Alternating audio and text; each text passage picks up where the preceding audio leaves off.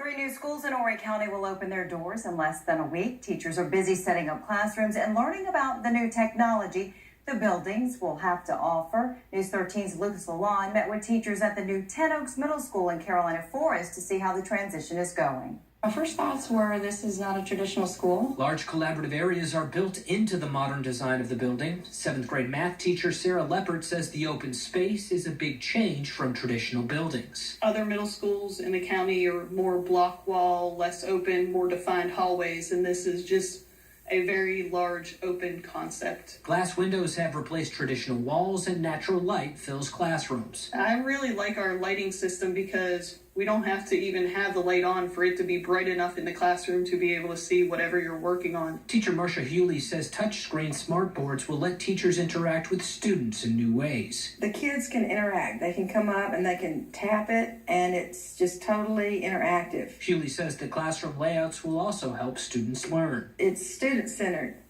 and where the students have control of the classroom as far as learning. And so the teacher facilitates, and with this setup here, it's a whole lot easier. 7th grade science teacher Leslie Rich agrees. I think it's going to get the kids that don't normally participate. I think they're going to be more involved and get more group work. Though construction delays mean not all the technology is ready to go. The smartboard I haven't used a whole lot. I'm getting used to it. And the Google Chromebooks are new to us. We're coming from iPads, so transitioning over will be a little challenging, but it shouldn't be too bad. The Chromebooks will not be in students' hands to start the year, but Rich says that shouldn't pose much of a problem. We usually do hands-on labs right at the beginning to get them involved and interested, so it's not going to put us back at all.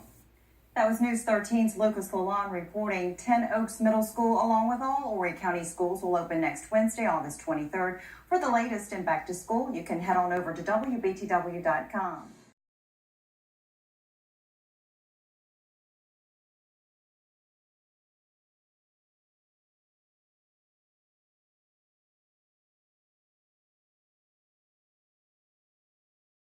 We appreciate everybody coming out today. We're just proud of the school and everything that it represents. It should be a crowning accomplishment for the children to be able to learn in this environment. We're very proud of it and hope that everybody can enjoy the tour that we're going to be able to present to you. First of all, I want to introduce a couple of board members who were able to join us this morning. We've got David Cox with us, Chris Hardwick. Let's see, do I have any other board members? I don't think so. Also have several Horry County staff members with us as well. They're back in the D40 back there with us. For all the efforts that they put in to get this school to where it's at and be ready for the students whenever they start classes on the 23rd of this month. We're very proud of this school and everything that it represents, and hope that the children, whenever they start here, have the perfect learning environment to be able to accomplish many things and be prepared for high school and college career readiness. I want to turn it over to Dr. Maxey, who has a couple of introductory comments as well. Thank you. Thank you, Mr. Winters. I'm so pleased that the press has this opportunity today to visit Ten Oaks Middle School, one of the newest schools in the Horry County school family. As you look around just from this perspective, you can see that this is a whole new idea as far as facilities are concerned, and it's reflective of educational practices that we believe are going to heighten opportunities for our students. We have, for instance, some features such as the collaborative space. Today's world requires that people work together as teams in making decisions and planning and organizing their work, and that's very important for us to provide our students with that collaborative opportunity. We want to do everything we can to equip them as they matriculate through Horry County schools and prepare for either college or career. There are also some unique features as far as energy conservation are concerned. The solar power, the arrays that are on the roof of the school, and the school building itself. Not just the different features, the additional lighting that certainly has an impact. Research shows that daylighting has a very positive impact on people's ability to learn. So we're very pleased to have that feature. But this can be a facility that is a learning and teaching tool itself. So we're very excited about it. I'm very grateful to Mr. Prince. We are in the midst of preparations for opening the new school year. And Mr. Prince has graciously agreed to take on this project to let us bring the press in and let you get a look at our building. So at this time, I'm going to ask Mr. Prince to come forward and he can make some remarks to the group. Thank you very much. Hope you enjoy your visit. Thank you, Dr. Maxey. And I have with me our assistant principals in our building too. They're a big part of our work here, so I'm going to let them introduce themselves. Hi, I'm Kayla Maxwell. I'm the 6th grade assistant principal and 7th grade girls assistant principal. And I'm Lindsay Sauls-Lennon. I am the 8th grade assistant principal and 7th grade boys. Thank you. We have a little information about our school that we wanted to share with you before Mr. Ferris led our tour that talked about some of the engineering and architectural features. A little about Ten Oaks Middle School. Our mascot is the Silver Fox. That came about through a naming committee that did a lot of hard work and put in a lot of time and effort to come up with our name and our school color. Same as Carolina Forest High School. So those are our school colors here at Ten Oaks. A little more information about our school is our population. We want to tell you how our school is made up and how the student body comes together. So 2/3 of our students came from Ocean Bay Middle School, which is another sister school right around the corner here in Carolina Forest, who we work closely with. Ocean Bay Middle and Blackwater are excellent schools, and we are glad to be part of a team of excellence with our other cluster middle schools. So with 2/3 of our students coming from there, it's 2/3 of our staff came from there as well. So as you can see, our feeder schools in our area, we have Carolina Forest Elementary School that feeds us. We have River Oaks Elementary that feeds us, and we have Ocean Bay Elementary that feeds us. And the way that breaks down is we get 100% of the 5th graders coming from Carolina Forest. We get slightly over half of the 5th grade students from River Oaks Elementary, and we have a much smaller percentage of students that come from Ocean Bay Elementary. So we really reflect the community here, and we're happy to be part of it. At this point, we're going to get into some of the design objectives and features of the building. I just want you all to know that we appreciate you being here, and we appreciate your continued support, and I will turn things over to Mr. Ferris again. Thank you. Before we talk about the building design itself, I wanted to just say a few things about how all this came to be and sort of the last month or so. Obviously, it was very intense. Some of you came out here over the last few months, and there was a lot going on. The guys that were out here in the field, the boots on the ground, they worked night and day. They made it happen. But I want to tell everyone here, it would not have happened without Mark Wolf and his staff. They really delivered the last couple of months. They worked just as hard as everyone else. They were making phone calls just like we were and working really, really hard to get everyone into the building. So Mark, thank you for your work and your staff and for all that you did to make this happen. So I wanted to begin with some of the design objectives because these are really the things that guided us through the design of the building. So the first, you already heard Dr. Maxey talk about natural light. The board and staff actually did a lot of homework before they told us what they wanted. There was a lot of energy spent on developing these objectives, and as Dr. Maxey said, natural light is very, very important for learning. Student Learning Commons as a focal point. The building really is designed around that student learning commons. You really can't be anywhere in the building without that being the focal point of your experience. And so we took this obviously very, very seriously. Visual transparency throughout.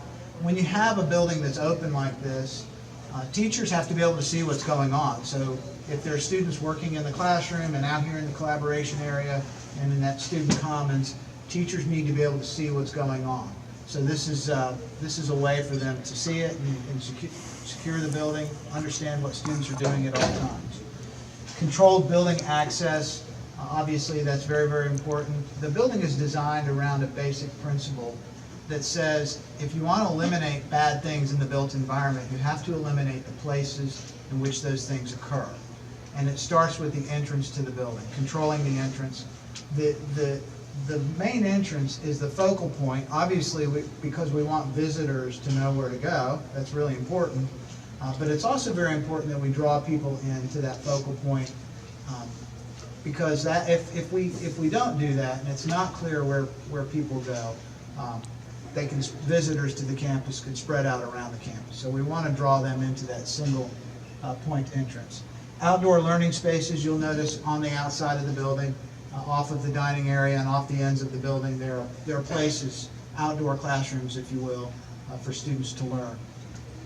I can't imagine they would be out there on a day like this. This is a pretty rough day. Appealing interior finishes. So folks have asked about the wood, which is really the main feature of this building. We incorporated the wood because wood obviously is very warm. It gives people a very calm feeling. We did a lot of analysis of structural systems, cost analysis, looked at almost every structural system that we could even conceive for this main space of the building that runs down the entire length of the building. The wood beams were a little bit more expensive, and in the scheme of things like $30,000, but they become the main feature of the whole building and really drive the aesthetic. So a tremendous value there. Flexible space for collaboration. You're sitting in a collaboration space, and there are collaboration spaces all over the building. You'll find spaces like this with different types of furniture. And you know, students don't learn. We used to think of students just lined up in desks with a teacher lecturing to them, and that's real. If you look at your kids at home, they're laying in bed one minute, they're maybe on the sofa the next minute, they might be outside in a hammock. They're learning and they're reading and they're always on their iPads and their phones, and they're constantly learning. It's different than the way we learn, many of us. Some of y'all are young enough to where you probably did that too. Mechanical and IT spaces revealed. In a lot of schools, the mechanical rooms and the electrical closets are blocked off. They don't want people to see into them. You'll notice in this building, the IT spaces have glass walls on them so students can see in, so they get a sense of what's controlling the building. One of the main features of the building is the thermally active slabs. So we circulate air through the concrete floor and roof structure, and we expose that roof structure so that students can see it. That air that circulates through the structure of the building heats and cools the building, stores thermal energy, and reduces peak energy consumption. So not only is this a very energy efficient building in that it reduces energy consumption, but we also try to eliminate those peaks. Peaks are very expensive. Spikes in energy consumption are about half of the electrical bill of any building. So we work really hard to eliminate those and then to expose that so that students can be a part of it and see it. You'll notice there's an elevator that goes to the mechanical room. So once the students come into the building, we're going to form what's called an Energy Wise Club. It's actually being formed now. One of our consultants is working with the principal and staff to form that Energy Wise Club. And when tours of the building are given in the future, the hope is that the students will actually conduct the tours. They'll put people in the elevator, go up to the mechanical room. They'll be able to explain how the building works. So that's the goal. And Dr. Maxey said it well, the building becomes a teaching tool. So not only is it a place you go to learn, it's a place that you go to learn from. And then lastly, multi-purpose spaces for learning. There are lots of different kinds of spaces around the building, like this space that we're sitting in. They're different sizes, and they allow you to learn in different ways. There are small group rooms spread out around the building in these boxes, we call them, within the main space. There's small group rooms, there's collaboration spaces that you probably saw when you walked into the building. A lot of opportunities for learning. So these are the basic ideas, the design objectives that we designed the building around. We'll look quickly at some of the statistics. The building is about 170,000 square feet, designed for 1,200 to 1,250 students. You can see the list of classrooms here. Two-story buildings. And we will go up in the mechanical penthouse, hopefully at the end of the tour. Some more of the design features, obviously modern, open, energy positive, and some of the features that we've talked about in the past, the thermally active slabs, the geothermal system, the solar panels, LED lighting, and the centralized media hub. And that's it. So this is the central dining commons of the building. A visitor would walk into the main entrance here, go through the entrance vestibule, and then enter into this space after they've checked in at the reception area. As you can see, the wood beams run through this entire building, and really this is the space that it all begins. So a visitor would be exposed to the wood beams here in this space first. And then as you look into the gym, you see the same thing. In the learning commons on the other side, you see the same. So students would eat lunch in this, breakfast and lunch in this space. If there was an event after hours, they could roll back the door on that stage and they could have an orchestra or they could have a play going on. All sorts of events could happen on the stage facing either the main dining commons area or the gymnasium, or both. If you had an open house event and you had a band playing, you could have both of those doors open and have that music in both spaces. So if you like, you can walk down to the back of the building. Teachers will collaborate in those spaces, and they'll be able to see what's going on, monitor the dining area, so they have a lot of control of the students during lunch and throughout the day. I'm going to do the main dining space, and then right outside we have an outside dining area, so students can use that during the morning or during lunch. They could also use it throughout the day as a learning space. So a lot of natural light in this space. Serving line are located here. Serving line and the area it was actually originally specified to be concrete flooring. When we added the ceramic tile, there was no change order for that. The same thing with the flooring out in the lobby, the dining commons area. That was also originally specified as concrete. Staff asked us if we could find a way to put that flooring down, so we could electrical vinyl tile in, again, at no cost to the district.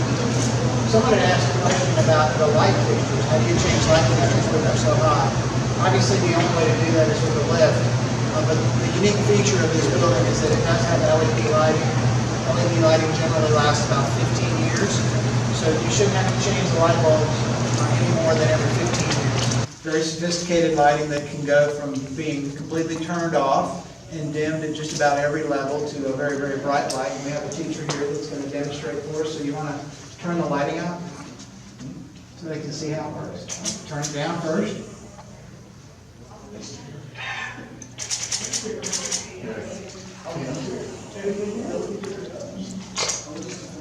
And so having that feature of being able to dim the lights when they need to is very nice.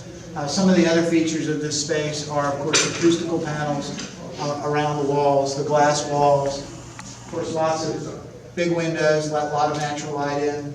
And then I talked with you earlier about the thermally active slabs. So we circulate hot and cool air through the concrete, and you can see the concrete panels if you look up. Air circulates through the panels back and forth, and then comes out that grill at the end. So the slabs either get hot or cold, depending on whether it's summer or winter, and as the air circulates through the slabs, it picks up that heat or that cool. Does every classroom have a projector? Yes, I believe every classroom, just about every classroom has a smart board.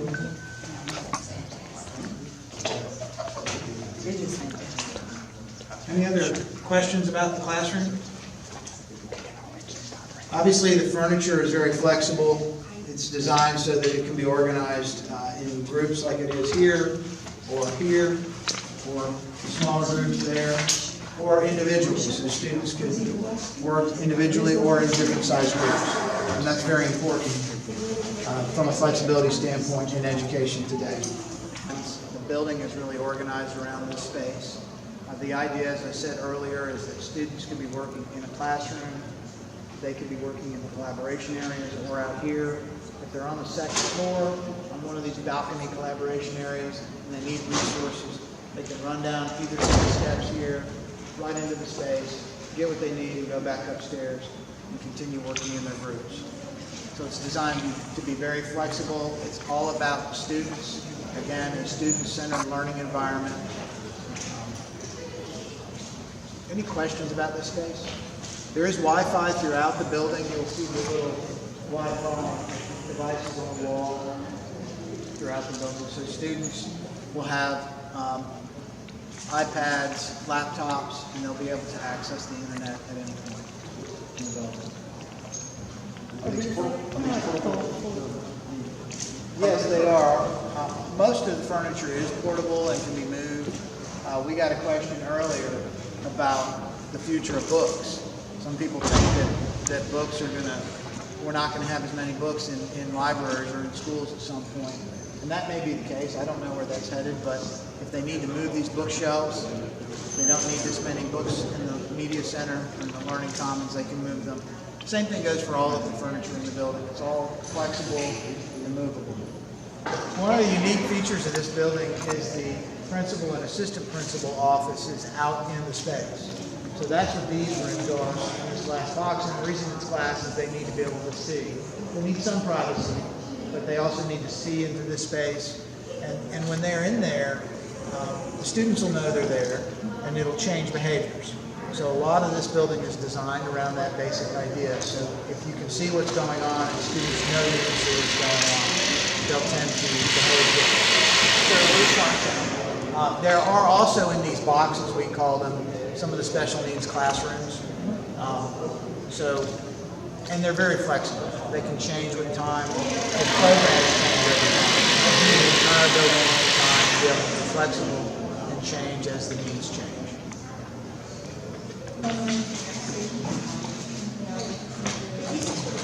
It's too bad that door's not open because you could see all the way through the gym if it were open.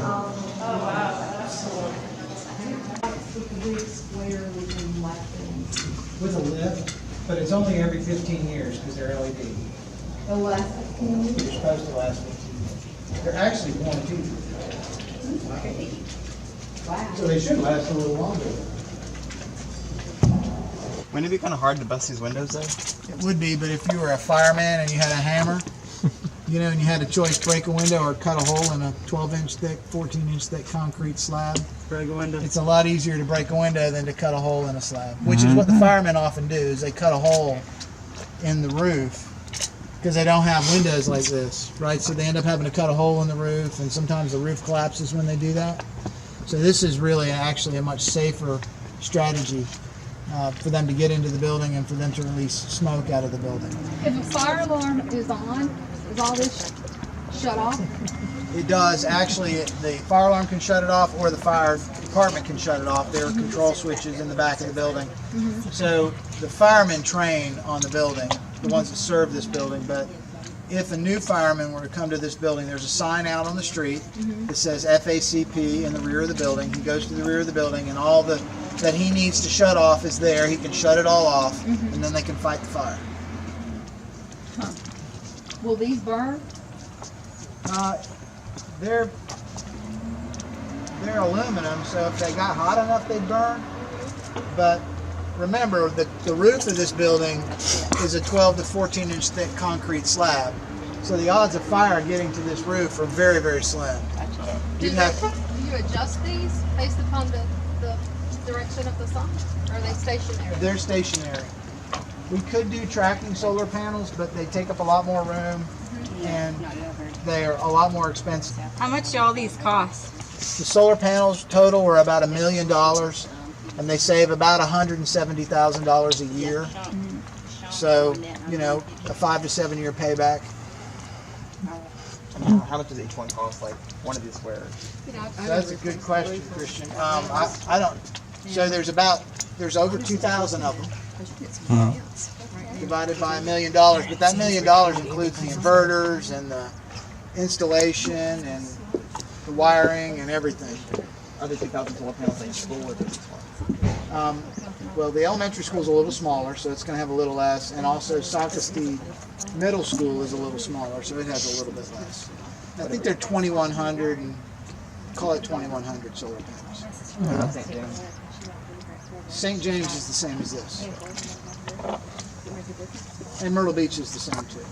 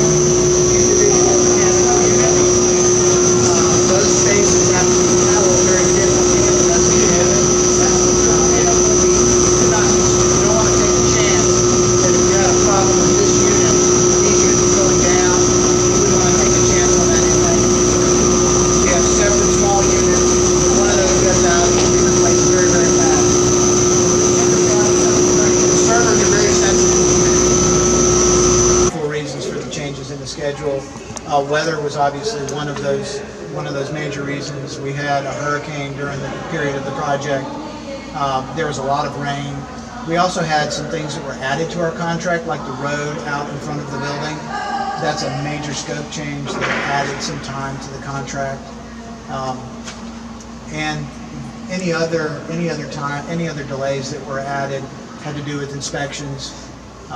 We're going to submit a final reconciliation of all of those time changes at the end of the project. So probably in the next few weeks, we'll have a document that outlines what all of those changes were for. But I think that pretty much addresses the issues, big picture. About how many rain delays did you guys have? I don't know the answer to that question. It's probably a good 3 weeks to a month if I had to guess, but again, we'll issue a reconciliation of all the delays at the end of the project. And does that mean more money? No, it doesn't mean more money. Okay. I mean, our main objective was to get them into the building. Obviously, at the end of every project, you want to understand what happened, so you try to go back and document all of the changes to the project. Probably the biggest change we had in this project was the road out front. That was a significant scope change. Was that just left off? Or no, the original contract was written where the roads would be done through the school district. So they were going to hire. They left open the option of hiring a separate contractor to do the roads, all the road work, off-site work, and they decided that it actually made a lot more sense to add it to our contract because it could be done much more expeditiously and economically to add it to our contract than to bid it as a separate project. How much did it cost extra? I don't know the answer. It's different on every school. We could pull those change orders. Actually, the change orders haven't been signed yet for that road, so we can pull them when they get signed, and I can tell you the answer to that then. So the delays it's not costing the school district any extra money? No, the school district didn't pay any extra money for delays. And that is not normal on a project. I'm glad you asked that question. Normally, every time there's a delay, the contractor asks for more money too. We didn't ask for more money for any of the delays, and we didn't ask for money for the majority of the upgrades the school district did. I've already told you about all the flooring you see out in this space. If you can imagine, that was an enormous cost. The original RFP had concrete floors in the lobby and in the kitchen. We put tile in those areas. It had concrete floors in the bathrooms. We put the epoxy flooring in the restrooms. The doors between the classrooms were added. There are lots and lots of things, literally hundreds of things that were added to the scope. And we only charged the school district for literally a handful of those items. I think maybe the elevator upgrade, a few things like that. Millions of dollars of upgrades that were not charged to the district. Why did you do that? Why add all this stuff that we didn't charge? It's very important to us that we make our clients happy, that they are satisfied with the building. We knew they didn't have a lot of extra money, and they worked hard with us to help negotiate with our subcontractors so that we could negotiate with our subcontractors to keep the cost of some of those down. And it was important to us that the school district be happy with these buildings. And quite frankly, we agreed that this space out here needed flooring. I don't think a concrete floor out there would have worked. So when they asked us for this flooring material, it was something we all worked very hard to find a way to do. So the general contractor, Metcon TA Loving, was amazing. Their subcontractors were awesome to work with.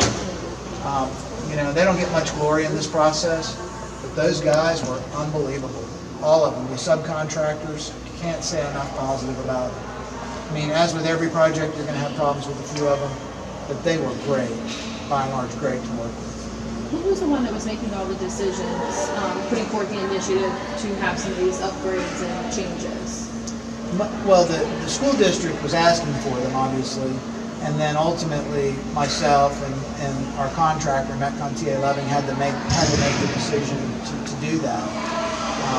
So we're constantly trying to find ways to accommodate everything the district asked for. Those are all the real obvious upgrades. The other items were things like, virtually every wall in this building got moved from when we submitted our original proposal. So we had submitted a design, and the deal was that's the design. But then the staff started looking at it. They started bringing curriculum people into the process, and they said, you know, we really want to move this wall, we really want to do this differently. And we agreed, all those things needed to happen, they were the right thing to do, and it would not be right to build a building if it isn't the best it can be. So we worked really hard with everyone to make those changes. Where are you based out of? I live in Raleigh. We have 2 people full-time here in Horry County, and then we have other offices. We've had single contracts that were $70, $80 million before, so one building for 70 or 80 million. These were in the 40s each, but collectively this was the largest group of projects that we've done for one client at one time. So each school cost average $40 million? A little more than that, 43. They vary a little because the site work's different on them, but in that $43 million range.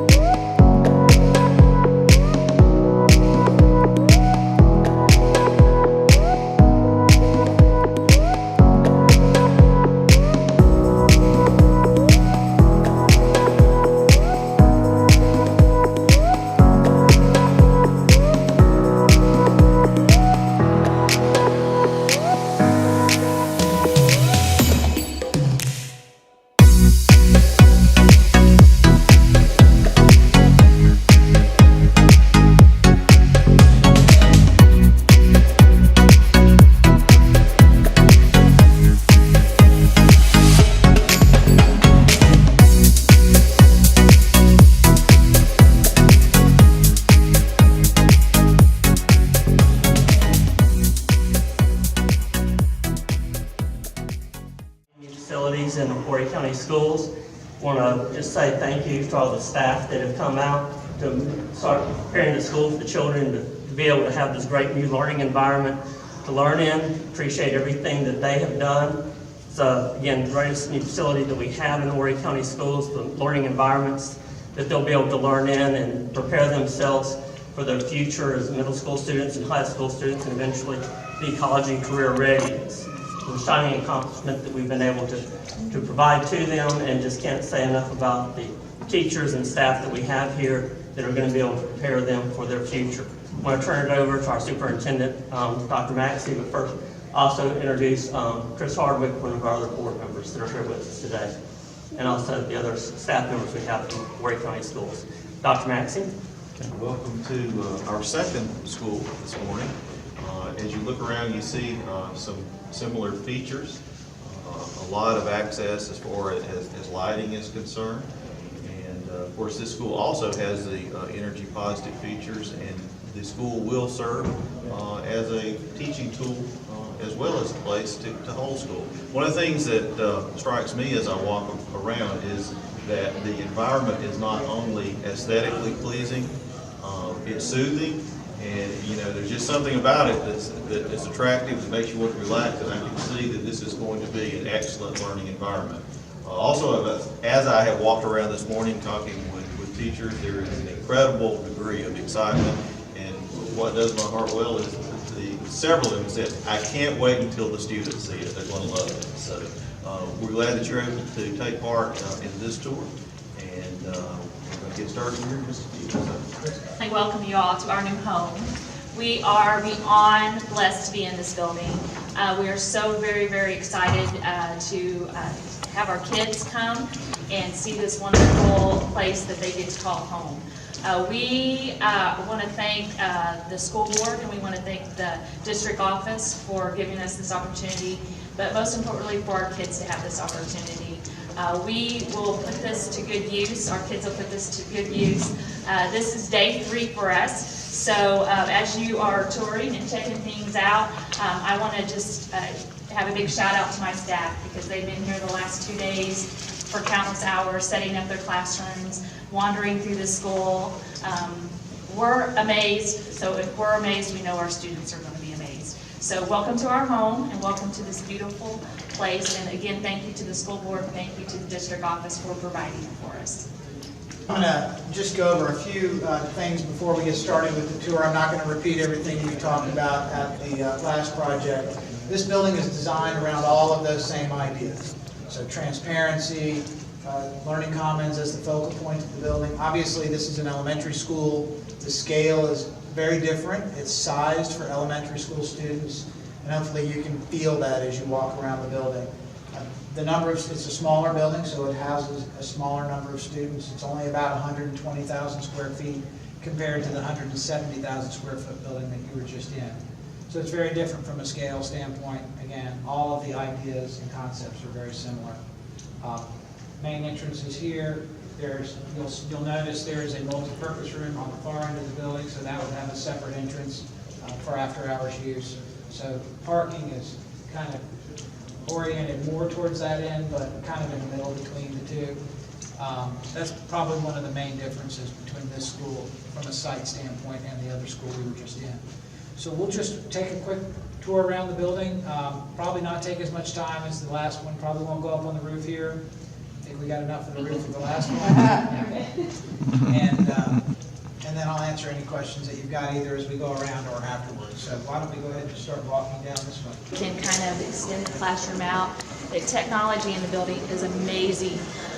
As we're preparing our kids to be college and career ready, that certainly has to be a part of that. And so for our kids to have that opportunity to have all the technology that we're going to have, it's just going to make them more prepared for the world that they're getting ready to go into. So it's going to be such a blessing. Such a blessing. And beyond the functionality of it, like the beauty, it's just beautiful.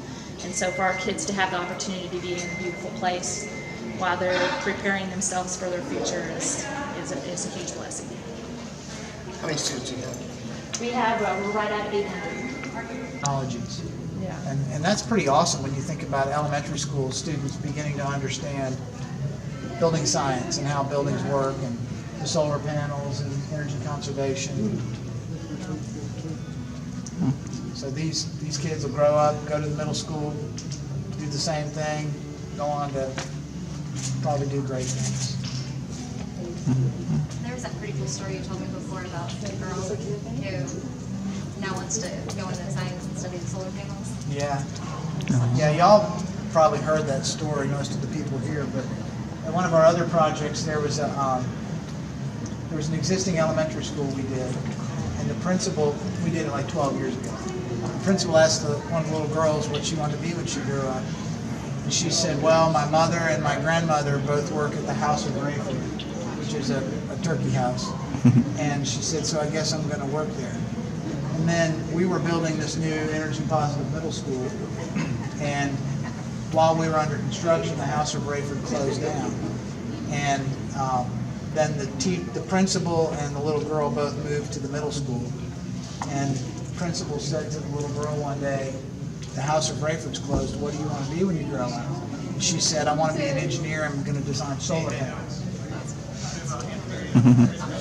So buildings can make a difference. Really intentional with the use of it. So I created a position this year that will focus really on technology in the building and the collaboration spaces in the building so that we can be intentional in their use. So this position that I have will help the teachers kind of transition into the use of the collaboration spaces and also the use of a lot more technology. So we'll be able to kind of work with the teacher. That position will be able to say, okay, I'll take a small group out here, I'll work with them, we'll teach them the expectations, we'll use the portable smart boards, we'll use the smart boards on the wall, and then we'll be able to transition that back to the teacher, and we're hoping then it just becomes a natural flow of the building and a natural thing for our teachers to use. But we know with everything new, you always need support. And so we want to make sure our teachers feel supported and our teachers feel like they have somebody that's going to help them with that transition. So I think that position that we have is going to be really key with that. And she'll also be doing a lot of technology whole group lessons, technology small group lessons. But we're very excited about the possibilities. And we're trying to be really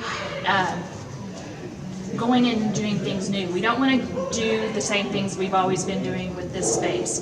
So as we're coming into the building, we want to make sure that we're really trying to change our thinking so that we are better preparing our students for what that they're going to use in the real world. So we're really excited about the possibilities. And it's just natural. I mean, you can see if you're in here teaching and you have a small group of kids that need to work on a project on their iPads, it's so much better if they come out here and use this space so they can talk and they can collaborate and they can work through it while the teaching's still going on in the classroom and it's not interrupting that. So we're really excited about the use of the spaces. It's going to be amazing. The Energy-Wise clubs for the 5 new schools have been named a finalist for the USGBC Green Business Awards. What did they take a look at when they decided that? They look at initiatives. This is not necessarily about the building, but it's about initiatives that are going to further green or sustainability. And the reason this was nominated as a finalist was because it will impact so many people. So the Energy-Wise Club will obviously impact thousands of students for years and years to come. So from a green business standpoint, it will have a tremendous impact on society. We were talking about, especially at the middle school, about some of the things the kids are going to be able to do. Kind of walk me through how everything means something in here. What are they going to be able to do, especially with like the energy clubs that they're going to do? So the Energy Club is designed to train the next generation about building science. So these are the kids that will probably grow up and want to become engineers. If they don't become engineers, They become, whatever their job is, they become much more aware of buildings and building science. I think with the training they'll get in the Energy Wise Club, they'll be prepared for a lot of things that they would otherwise not be prepared for. And I think of it kind of like scouts. You hear so much about how Boy Scouts are prepared for life in different ways than people who weren't scouts. And I think students that are in the Energy Wise Club will be prepared, again, at a different level than a lot of kids. So hopefully the Energy Wise Clubs will be very successful and have a lot of students in them. Beyond that, they will be the people that really train the other students in the school. So they're going to be giving tours of the building. They're going to be going into other classrooms, talking about the building from a building science standpoint, and really be the ambassadors for the building. Anything you want our parents and kids to take note of. The first time they actually officially get to come in here and it's their school. What are some of the things that you're excited about that you would love for them to be able to take note of? I'm most excited about the fact that these are student-centered learning environments, and that the students are going to, this is an opportunity for them to do things in a way that they've never done. And I think that the parents and really everyone should look at them look at the buildings through their students' eyes, through their children's eyes. I can tell you who's excited. Every single teacher I've talked to. Everybody in the school is going, oh my God, oh my God. What are some of the responses you've been getting? All the teachers that I've talked to are thoroughly excited about it. They love it. It's new to them. They got to figure it out, but they will because they're so excited about it. They're so passionate about being in the buildings. So I'm excited for them. And are you going to be able to be in any of the schools the first day of school? I'm not sure. That would be awesome if you could. I need to It would look be awesome if into you could that. let me know if you are. Next Wednesday. Next Wednesday. Yeah. We actually moved because the eclipse was on Monday. They were going to start on Monday, but that was going to be crazy. Think about this. Anything else you want to say? Anything you want people to be aware of? Anything that you're really, I know it's like something really crazy, but just anything you want to say we haven't asked. I am really thankful to have been a part of this project. These projects have been an opportunity for me to do something for my firm, the contractors and subcontractors, to do something that we would not have had an opportunity to do had the board not laid out this very aggressive vision for these buildings. So thank you to the board, thank you to the staff who worked really hard to make it all happen. Maybe a high school, that'd be great. Can you state you're specifically the architect, the designer? I'm technically the design builder. So we design the buildings, and then the construction contract is under us also. We hired Metcon TA Loving in association with Baldwin Construction. Baldwin's a local contractor. They are the general contractor for the buildings. So we're the design builder, they're the general contractor. And were these the first schools that you had ever built, or you had built schools? No, we built over 1,000 school projects. And can you describe the glass aspect of all of this? So the glass is very important because if students are going to be working in the collaboration areas, teachers need to be able to see them while they're out of the classroom. So you have a teacher that's working with one group in the classroom, and then there'll be a group out in the collaboration areas working, and the teachers need to be able to see them. It also provides a sense of security. So if students know they can be seen at all times, they'll tend to behave differently than if they think they can't be seen. So going back to that crime prevention through environmental design, eliminating the places in which bad things happen, you can eliminate bad things if you eliminate the places in which bad things happen. So that's another reason we have all the glass. And also kind of a spin-off with that, I mean, specifically the outside glass. I mean, if someone was to come out like a gun or something, I mean, how does the safety play into that? Because people from the outside can see in. Well, you're going to, most buildings have glass and have windows in them, and I think that to compromise learning and a quality environment would be unacceptable. If we didn't put windows in buildings, I don't think anyone would be happy with those buildings. So we have windows in buildings generally, and we have to learn to manage that and to deal with it. And when it comes to security, are there any different, so this is a new school, new technologies, new security technologies that are in these new schools? Sure. So the district is responsible for technology. That's not part of what we're doing. However, we like the control point that we have with this main entrance. So after school starts, the doors into the building close, they lock. And if someone comes into the vestibule, they have to go into the receptionist area and check in, and then the receptionist has to buzz them into the building. What studies have shown is if there's going to be an event, in most cases, a negative event in the school, it's going to start in the reception area, either before that person comes into the building or it escalates at the receptionist desk. So if you can control the lobby and then you can train the receptionist to deal with people who are upset, who might be a threat, then you can eliminate most of the events that are going to happen in a school. And that doesn't mean all events, but the majority. And then when it comes to the artwork, is that also a question for you? The artwork chosen, I mean, very vibrant. We did work with the school district to develop this artwork. We probably developed 4 or 5 different solutions and narrowed it down, and this is what was arrived at collectively. But we hired graphic artists to do that. And what makes maybe Horry County Schools special, something that stands out to you versus the thousands of others you send in these buildings? I think first and foremost, the Board of Education decided that student learning was the most important thing. And so they designed these buildings for students. Many other schools are not designed for students, they're designed for teachers. They're designed so that the teacher's job is easy. That doesn't necessarily mean the students are getting the best education. In this case, the Board of Education and the staff put students first. This is a student-centered learning environment. And these are by far the most significant buildings that we've ever designed. All the schools we've done, we've never done anything like this. They're the best. It might be helpful to touch on doing the projects all at the same time as opposed to having them over the course of time and how that was able to save some money. That's a really good point, because had we designed these projects and built them one at a time, we would not have had the economy of scale, and these amazing buildings would have cost more money. But because we did them all at once, the district was able to get a significant value and have much improved buildings. And the 2 schools that are left over, do you think they will be done, one in November, the other in February? They will.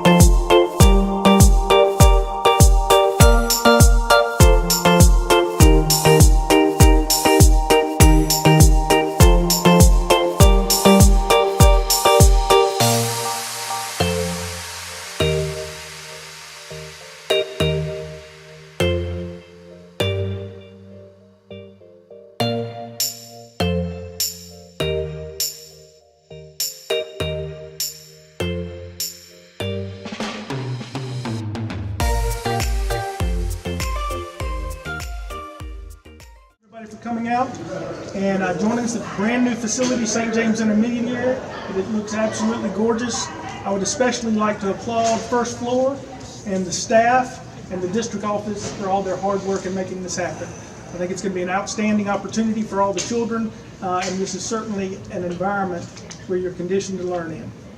This time I'd like to introduce Dr. Rick Maxey, Superintendent. I think that many of the folks in the audience are getting to sit deja vu, but we have made tours at our other schools this morning, and we are equally as excited at St. James Intermediate to have this opportunity to showcase the school and see the variations as far as the middle school designs are concerned, and Mr. Ferris is going to share that with us. But I also want to thank Mr. Kupalo for having his staff here, and wonderful reception for us as we come in today.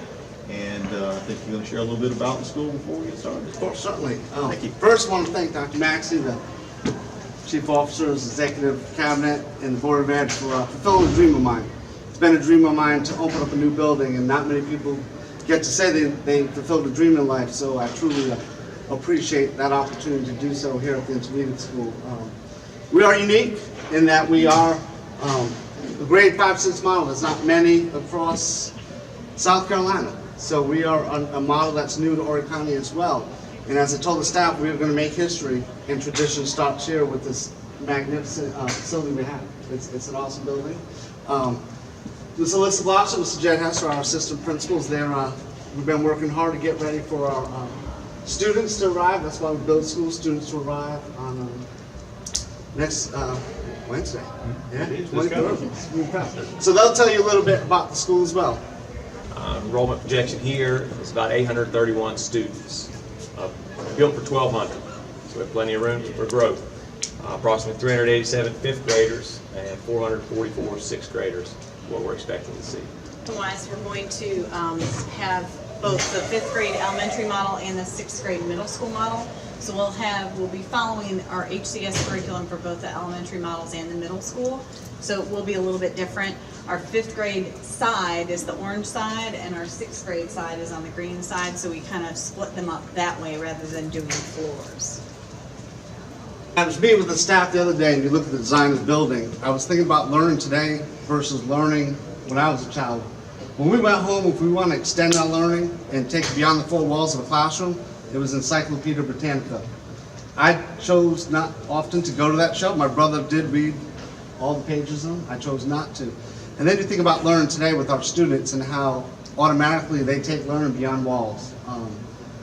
With technology and all the devices that they have. And this building allows us to truly take learning. With these collaboration spaces, we're taking learning outside classrooms, outside those 4 walls that we're used to, and giving students that opportunity to learn more independently, but also give those 21st century soft skills that so many businesses need and the 21st century graduate needs of collaboration, communication, just working together. So hopefully as we learn the building, we provide those great opportunities for our students, and we see the excitement, and they show us that they can truly shine. And for us, the ball is our students. I have a piece of paper on the table, and it says the student is the most important person in this building. And when the staff came together on Monday, we talked about the book, The Ball. It's a short read. And that is our focus. The ball to us is our students doing what's best for them. And for me as an administrator, for our administrative team, our vision is working hard daily to create a school we'd be so proud to send our own children to. That's what we want, is this place that we're just so proud of what goes on every day for kids, every day for learning, that we just shine and make history and great traditions. So welcome. We hope you enjoy your time with us. It's really been interesting as we have been gone to the 3 buildings today. The buildings, at least this building and 10 Oaks, are very similar, but the buildings are taking on a slightly different feel because of the people in them. And that's really the way it's supposed to be, and it's very exciting. Other than the colors, this building is basically the same as 10 Oaks. Obviously different than the elementary school, but we can walk around and look at whatever part of the building you'd like to see, and I'll answer any questions, maybe any final questions that you might have.